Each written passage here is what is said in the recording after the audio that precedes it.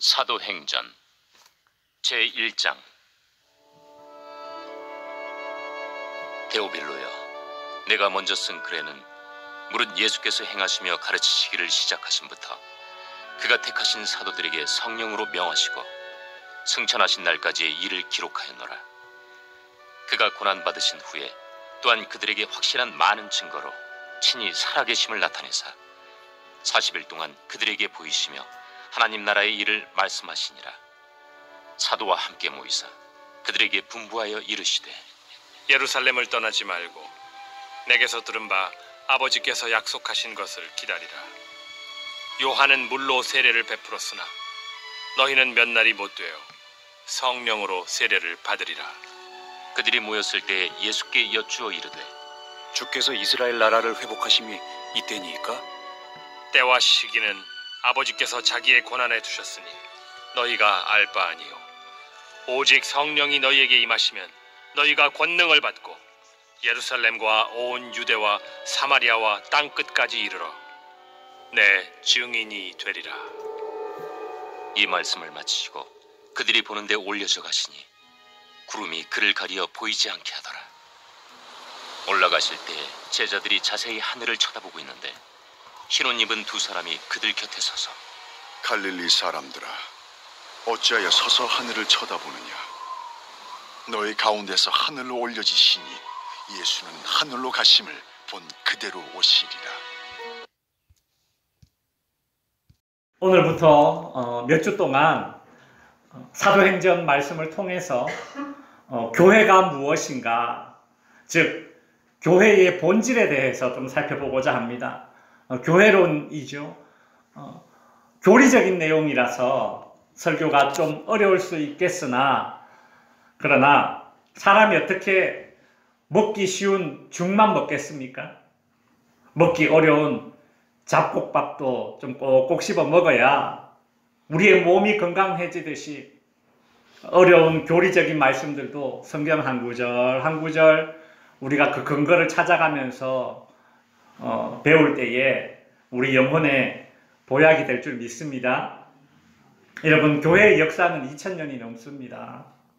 그리고 전 세계에서 기독교인의 수는 22억 명 정도 됩니다. 전 세계 인구의 30%가 넘습니다. 여러분, 이렇게 긴 역사를 가진 어떤 단체를 보셨습니까? 인종과 국가를 초월해서 말이죠. 이렇게 많은 회원이라면 좀 그런데 이렇게 많은 사람이 가입된 어떤 그런 단체를 보신 적이 있습니까? 교회밖에 없습니다. 그런 교회가 어떻게 시작되었는지 궁금하지 않습니까?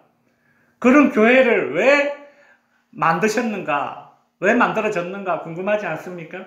우리가 일평생 교회 다니면서 신앙생활을 하기 때문에 이 교회로는 우리의 신앙을 더욱더 건강하게 그렇게 해주는 그런 교리죠. 오늘 본문의 사도행전은 교회의 시작을 알 수 있는 그런 성경입니다. 사도행전은 누가라는 사람이 썼습니다. 누가는 두 권의 책을 썼는데 첫 번째 쓴 성경이 누가복음이고 두 번째 쓴 성경이 이제 오늘 우리가 보게 될 사도행전이라는 성경입니다. 이 사도행전을 통해서 교회가 어떻게 시작되었고, 또 교회가 무엇을 하였고, 교회가 어떤 일들을 겪었고, 또 교회가 어떻게 성장하였는지를 알게 됩니다. 그러니까 이 사도행전은 교회의 희노애락이 담겨져 있는 성경입니다. 교회를 누가 만들었느냐, 누가 이렇게 물으면 예수님이 만들었다, 이제 그렇게 대답하는 이유는 마태복음 16장에서 예수님께서 제자들에게, 야, 사람들이 나를 누구라고 하더냐 라고 질문을 하니까 베드로가 주는 그리스도시요 살아계신 하나님의 아들입니다 라는 그런 대답을 하게 되었습니다. 그때 예수님은 베드로의 그 대답을 듣고 매우 흡족해 하셨습니다. 그 베드로의 신앙 고백이 100점짜리 정답이었기 때문이죠. 그때 예수님께서 이런 말씀을 하셨습니다. 마태복음 16장 17절 18절에 보시면 예수께 대답하여 이르시되, 내가 이 반석 위에 무엇을 세우리니 내 교회를 세우리니. 내 교회를 세우리니. 예수님이 직접 말씀하셨습니다. 내가 내 교회를 세우리니. 교회는 예수님이 세우신 것입니다. 이 예수님이 세우시겠다라고 하신 이 교회가 헬라어로 에클레시아라는 단어입니다. 여러분 에클레시아 들어보셨죠? 교회 에클레시아. 이 에클레시아라는 이 교회라는 이 단어는 이 에칼레오라는 이 동사, 헬라어 동사에서 이제 만들어진 단어인데요. 이 에칼레오가 무슨 뜻이냐면 불러 모은다, 불러 모아라, 불러 모은다. 그러니까 교회가 무엇인가 그냥 좀 쉽게 설명하자면 예수님께서 불러 모으신 것이 교회입니다. 한번 따라해 주십시오. 예수님이 불러 모으신 교회. 여러분 예수님이 불러 모았기 때문에 교회가 되었습니다. 여러분 가운데 나는 내 스스로 교회에 나왔다 이런 생각을 가지고 계신 분들도 있겠으나 아닙니다. 예수님이 여러분을 교회로 불러 모았습니다. 저와 여러분이 이 자리에 지금 같이 있게 된 것은 이것은 우연이 아닙니다. 노사연이 생각이 나네요. 우연이 아니에요. 부모님 때문에 여기 앉아 있는 것도 아닙니다. 여기 몇 명 친구들 나는 부모님 때문에 이렇게 이 자리에 앉아 있어. 아니에요. 나는 누가 가라고 해서 한번 왔어. 아닙니다. 표면적으로는 그렇지만 예수님께서 불러 모아서 우리로 하여금 교회가 되게 하셨기 때문에 우리가 이 자리에 있습니다. 이사야 선지자는 예수님이 태어나기 700년 전에 이 일을 벌써 예언하였습니다. 이사야서 43장 1절에 보면 내가 너를 지명하여 불렀나니 너는 내 것이라. 여러분 하나님이 여러분을 한 명 한 명 지명하여 불렀습니다. 그래서 우리는 이 자리에 모였고 교회가 되었습니다. 6절에 보시면 내가 북쪽에서 이르기를 내놓으라. 남쪽에게 이르기를 가두어 두지 말라. 내 아들을 먼 곳에서 이끌며 내 딸들을 땅끝에서 오게 하며. 여기 보십시오. 하나님은 하나님의 백성들이 어디에 있든지 간에 저 북쪽에 있든지 저 남쪽에 있든지 어떠한 상황에 처해 있든지 하나님은 당신의 택한 백성들을 불러 모으시겠다. 불러 모으시겠다. 여러분 보시면 지명하여 불렀나니 내놓으라. 가두어 두지 말라. 이끌며 오게 하며. 여러분 다 이렇게 불러 모으는 말 아닙니까? 너도 이리 와. 너도 이리 와. 너도 이리 와. 이사야의 예언대로 오늘 본문 사도행전 1장에 보시면 부활하신 예수님은 제자들을 불러 모아서 교회를 만드십니다. 오늘 본문 사도행전 1장 4절에 보면 모여라 떠나지 말라라는 말이 나옵니다. 한번 볼까요? 사도와 함께 뭐하사? 모이사. 그들에게 분부하여 이르시되 예루살렘을 어떻게 하지 말라? 떠나지 말고 내게서 들은 바 아버지께 약속하신 것을 기다리라. 6절에도 보시면 그들이 모였을 때에. 여러분 노란색 글씨만 한번 읽어보세요. 시작. 함께 모이사 떠나지 말고 모였을 때에. 여러분 이 노란색 글씨가 교회의 본질입니다. 교회란 무엇인가? 교회의 본질 첫 번째가 바로 교회는 떠나지 말고 함께 모이는 것입니다. 교회의 본질 첫 번째 한번 띄워주세요. 첫 번째. 주님이 모아놓은 공동체이기 때문에 교회의 본질 첫 번째 한번 1번 읽어봅시다. 시작. 모이기를 힘쓰는 공동체. 여러분 교회는 모이기를 힘써야 되는 공동체입니다. 여러분 저절로 되는 것이 아닙니다. 하나님이 물론 우리를 택하였지만 그래서 모여있지만 우리는 그렇게 모였으니 그냥 이렇게 저절로 흘러가는 것이 아니라 모이기를 뭐 하라고요? 힘써야 됩니다. 내가 무엇인가에 힘쓴다는 것은 거기에 내 우선순위가 있고 거기에 내 에너지를 쏟겠다는 것이죠. 그것이 힘쓴다는 것입니다. 여러분 모이기를 힘쓴다는 것은 나의 인생의 우선순위가 모이는 것에 있어야지 되는 것입니다. 내 인생에 여러 가지 나의 힘과 에너지와 시간을 쏟지 않습니까? 덜해서 일도 하고 친구들 만나기도 하고. 그러나 내가 쏟는 그 모든 에너지 가운데 어디에다 힘을 쓰느냐? 모이기를 힘쓰는 그런 공동체가 바로 교회 공동체입니다. 여러분 신약에 보시면 히브리서라는 성경이 있습니다. 히브리서는 AD 60년경에, 그러니까 이 땅에 교회가 시작된 지 불과 한 20년 정도 지나서 쓰여진 성경이 히브리서입니다. 히브리서 10장 24절 25절에 보시면 이렇게 되어 있습니다. 서로 돌아보아 사랑과 선행을 격려하며 모이기를 패하는 어떤 사람들의 습관과 같이 하지 말고 오직 서로 권하여 그날의 가까움을 볼수록 더욱 그리하라. 이 히브리서를 쓴 이 저자는 교회는 주님이 모으신 것이고 교회의 본질이 서로 모이는 것이라는 것을 잘 알고 있었습니다. 그래서 이 히브리서 저자는 초대교회를 향해서 잘 모이기 위해서 서로 돌아보고 서로 격려해라, 서로 권면해라, 그리 말하고 있습니다. 여러분, 잘 모이기 위해서는 서로 돌아보고 서로 격려하고 서로 권면해야 하는 것입니다. 그러면서 말세에 이 교회 안에 이제 어떤 일이 생기는지 이야기해 주는데 25절에 보시면 모이기를 패하는 어떤 사람들의 습관과 같이 하지 말라라고 이제 경고를 하고 있습니다. 모이지 않는 것이 습관이 된 사람들이 벌써 생겼다라는 거예요. 교회가 생긴 지, 이 히브리서는 교회가 생긴 지 한 20, 30년 지나서 쓰여진 성경인데 벌써 모이지 않는 습관이 생긴 사람이 초대교회 안에 있었다라는 것입니다. 여기서 이 습관이라는 것은 돌처럼 딱딱하게 굳어진 상태, 습관. 돌처럼 딱딱하게 굳어진 그런 상태를 이제 의미합니다. 여러분, 이 당시에는 로마 황제가 교회를 핍박하던 시대였기 때문에 믿음이 약한 사람들은 자연스레 이 교회에 모이지 않게 되었었는데, 그러다 보니 이것이 습관이 되어버린 사람들이 있습니다. 참 신앙생활 그래요. 주변에서 핍박하는 사람들 때문에 신앙생활 하는 게 쉬운 것이 아닙니다. 근데 그 핍박 때문에 모이지 않다 보면 점점 더 이것이 습관화되어 버렸다는 거예요. 오늘날 한국 교회뿐만이 아니라 정말 전 세계 교회에서 공통적으로 겪고 있는 문제가 있습니다.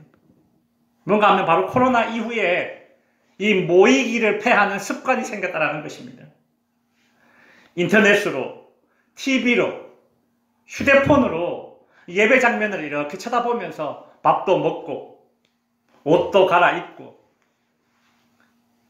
TV에 나오는 휴대폰에 나오는 예배 장면, 설교 장면 틀어놓고 양치질도 하고 심지어 볼일도 보고 그렇게 설교를 들으면서 나는 예배 드렸다, 그렇게 착각하는 사람들이 있다는 것입니다. 여러분, 그렇게 드리는 것이 예배라면 극장에서 팝콘 먹으면서 영화 보는 것이랑 뭐가 다를 게 있겠습니까? 오늘날 너무 세상이 좋아지고 기술이 발전해서 모이는 것은 아날로그야, 구시대적이야.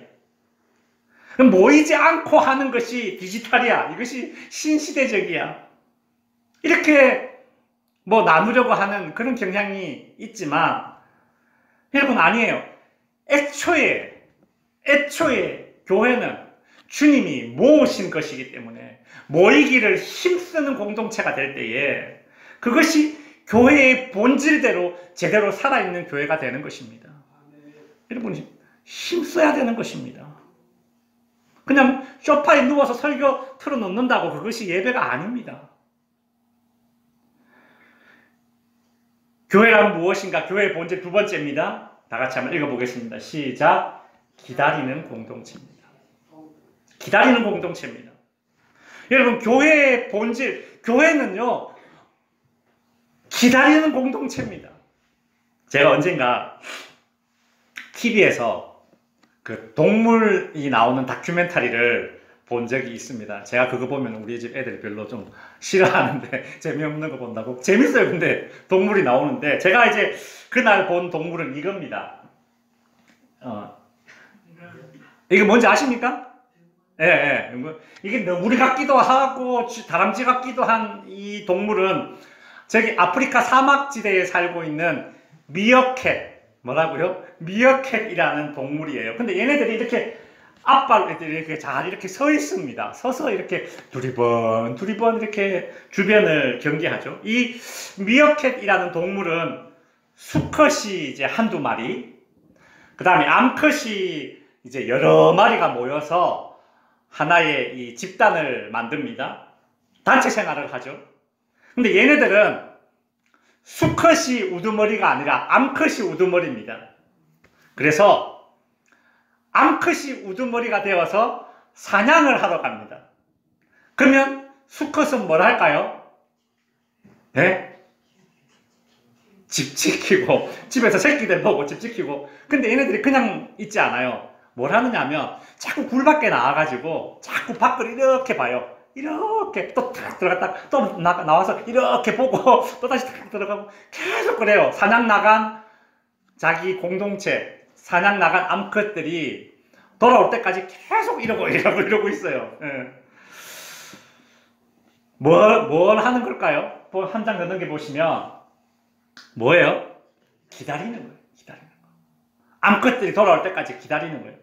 근데 얘네들 참 재밌는 게 이제 옆 동네 미어캣이랑 맞짱을 뜰 때가 있습니다. 이제 영역 다툼을 하기 위해서 옆 동네 미어캣이랑 맞짱을 뜰 때 그때는 이제 또 수컷들이 다 나갑니다.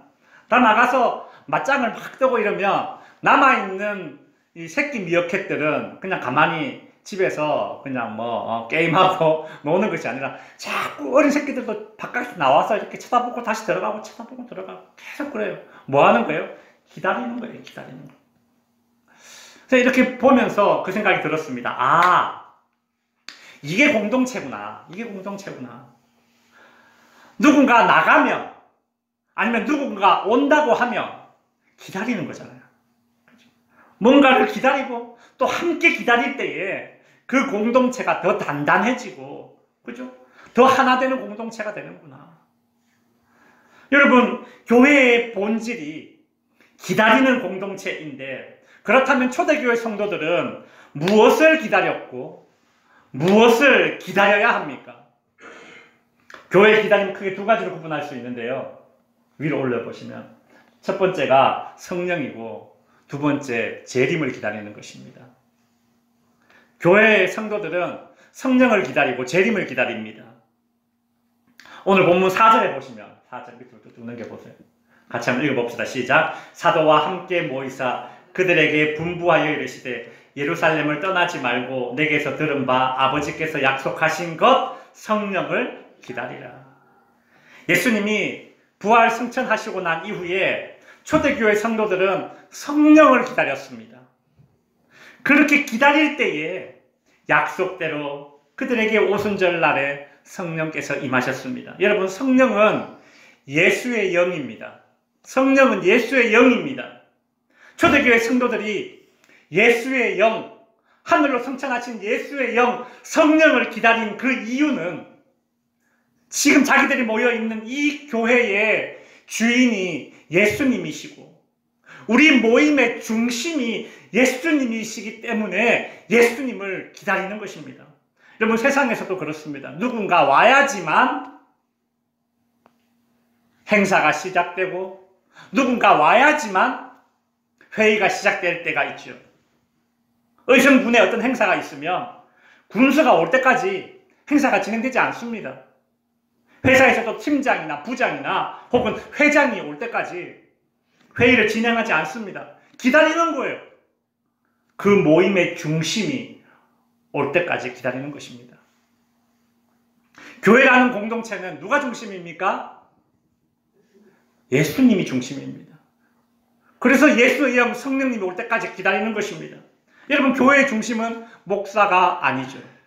교회의 중심이 목사가 아니라고 말하니까 어떤 분이 대한예수교 장로회는 이름 그대로 장로가 들어가 있으니까 교회의 중심은 목사가 아니다, 장로다 이러면서 이제 목사와 장로가 서로 힘겨루기를 하는 우픈 모습이 있는데, 여러분 그것도 아니죠.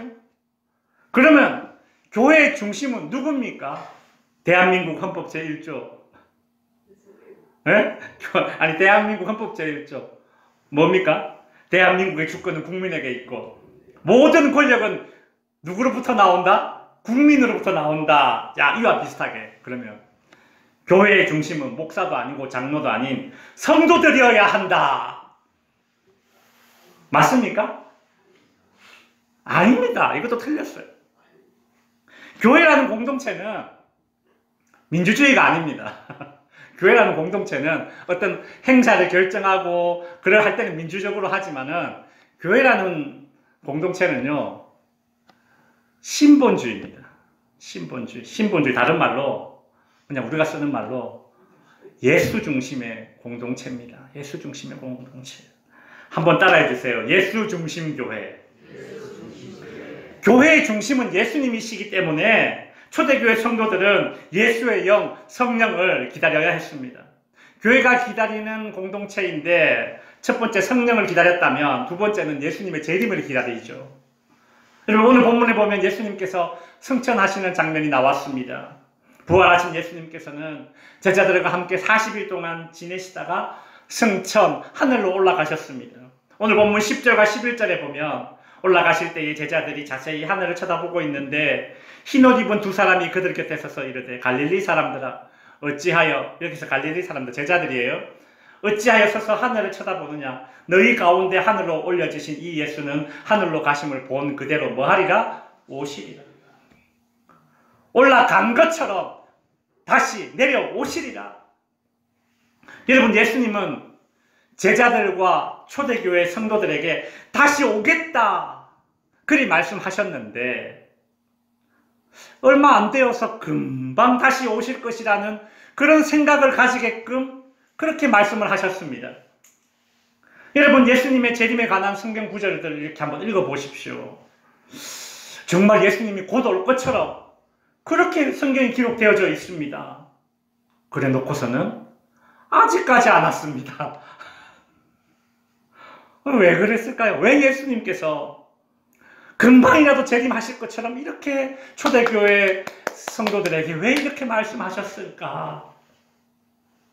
그 이유는 예수님이 부활 승천하시고 나서 교회가 만들어졌는데, 이 초대교회가 교회가 만들어지자마자 이 로마 제국의 엄청난 박해를 겪을 것이기 때문에 예수님께서 그것을 미리 아시고 마라나타 신앙을 불어넣었던 것입니다. 실제로 초대교회 성도들은 예수님께서 내가 다시 오겠다라는 이 약속을 기억하면서, 초대교회 성도들은 핍박 가운데 예수님 곧 오시겠지, 예수님 곧 오시겠지, 그렇게 예수님을 기다리면서, 예수님의 재림을 기다리면서 그들은 그 지독한 그 박해를 견뎌내었던 것이죠.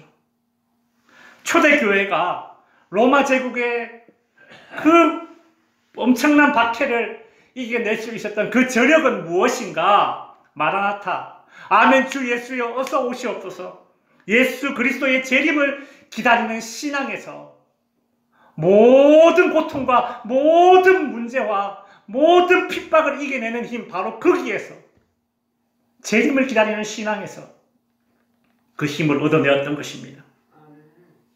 여러분, 삶이 참 힘들다라는 생각이 들수록 여러분, 주님의 재림을 기다리는 삶을 살아야 됩니다.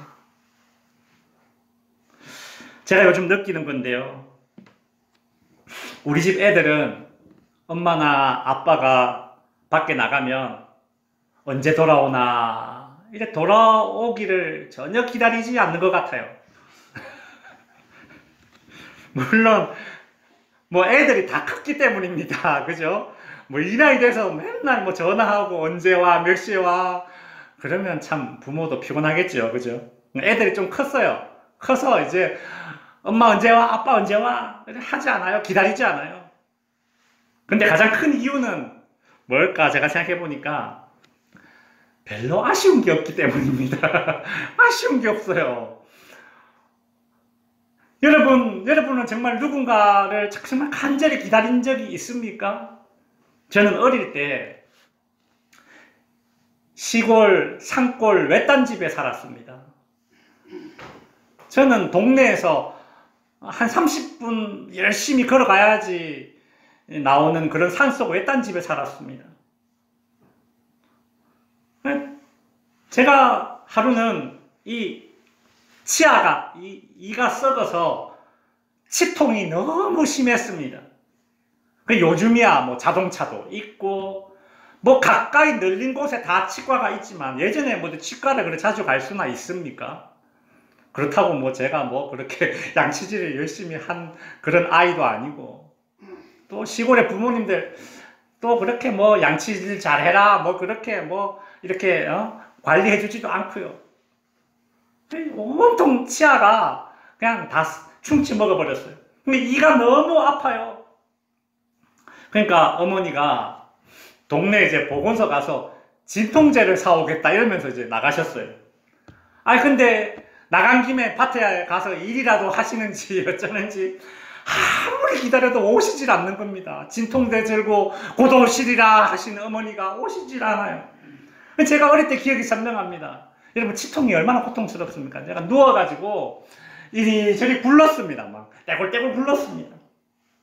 도대체 어머니가 언제 오시나? 누군가를 그렇게 간절히 기다린 적이 그때인 것 같아요. 한참을 기다리니까 어머님께서 진통제를 사가지고 오셨습니다. 아직도 생각나는 게, 그때 생각하면 참 웃겨요.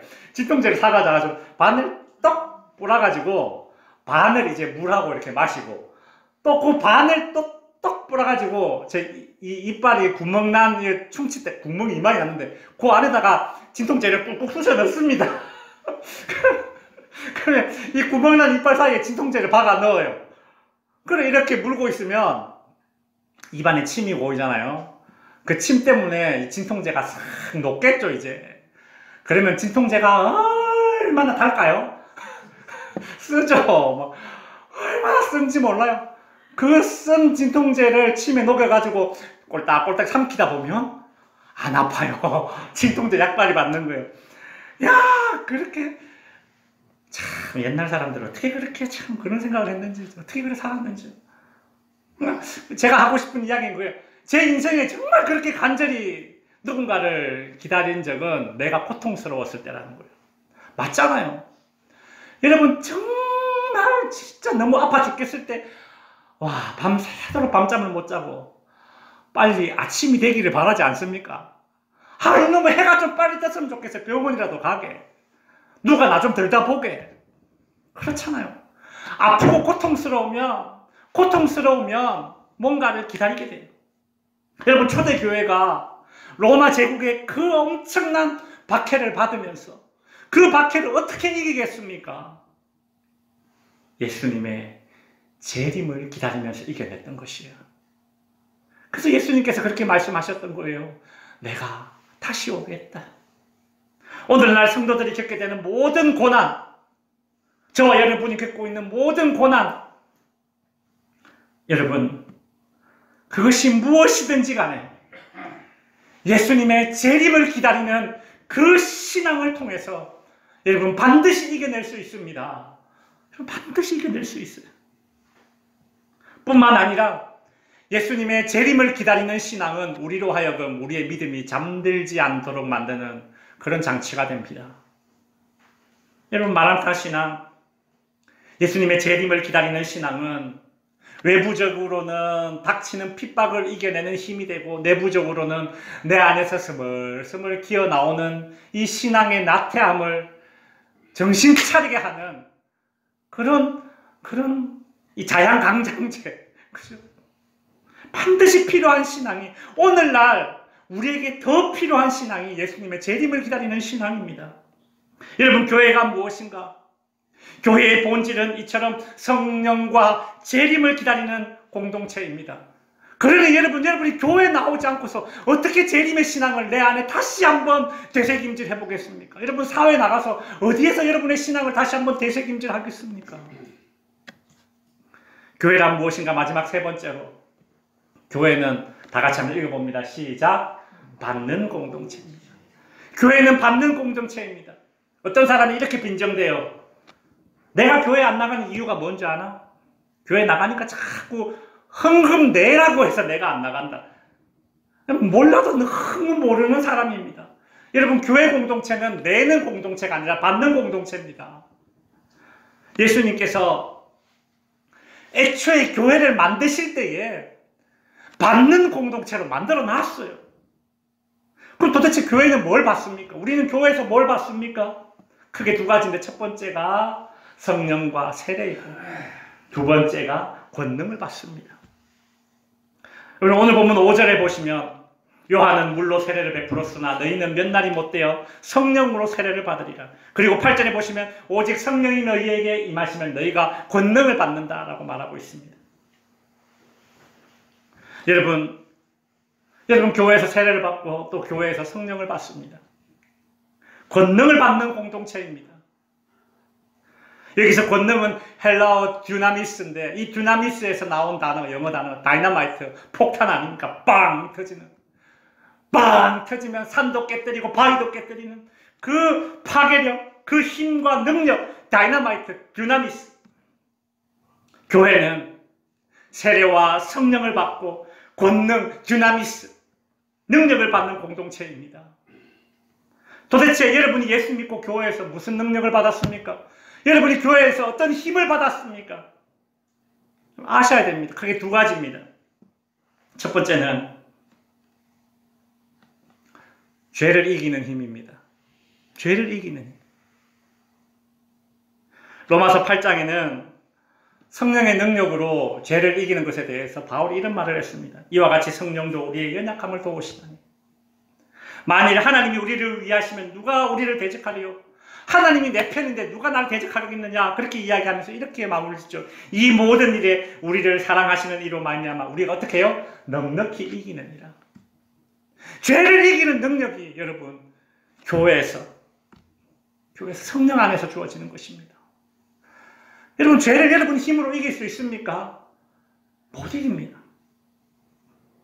그다음 죄를 이기는 이 힘이 성령과 세례를 통해서 성령께서 부어주시는 능력으로 죄를 이기는 것이죠. 두 번째, 우리가 교회 공동체를 통해서 받는 두 번째 능력이 무엇인가 하면 바로 부활의 능력입니다. 부활의 능력. 로마서 8장 11절에 보시면 예수를 죽은 자 가운데서 살리신 이의 영이 너희 안에 거하시면 어떻게 됩니까? 너희 죽을 몸도 살리시리라. 여러분, 우리가 교회 공동체에서 받는 두 번째 능력은 바로 부활의 능력입니다. 이제 말씀을 마치겠습니다. 교회는 예수님이 만드셨습니다. 예수님께서 불러 모아 교회가 되게 하셨습니다. 따라서 우리는 교회의 본질을 기억하고 첫 번째로 모이기에 힘쓰는 공동체가 되어야 합니다. 모이지 않는 것이 습관이 되어서는 안 됩니다. 교회의 본질 두 번째는 무엇입니까? 기다리는 공동체였습니다. 무엇을 기다립니까? 초대교회 성도들이 성령을 기다렸듯이 우리는 성령 충만을 받고 예수님의 재림을 기다리는 공동체가 되어야 할 것입니다. 교회의 본질 세 번째는 교회는 받는 공동체입니다. 무엇을 받습니까? 세례와 성령을 받고 권능을 받습니다. 저와 여러분은 세례와 성령을 받고 죄를 이기는 힘과 부활의 능력을 이미 받았음을 믿으시기 바랍니다. 주님께서 이 세 가지 목적을 위해서 이 땅에 교회를 주셨고 우리 덕지리에 덕지교회를 세워주셨음을 믿습니다. 우리 덕지교회가 이러한 교회의 본질에 충실하여서 하나님 보시기에 참 아름답다 칭찬받는 교회가 되고 우리 덕지교회에서 신앙생활 하시는 모든 성도님들의 삶이 주님 보시기에 기쁨이 될 수 있는 그런 성도님들의 삶이 될 수 있기를 주님의 이름으로 축원드립니다. 기도하겠습니다.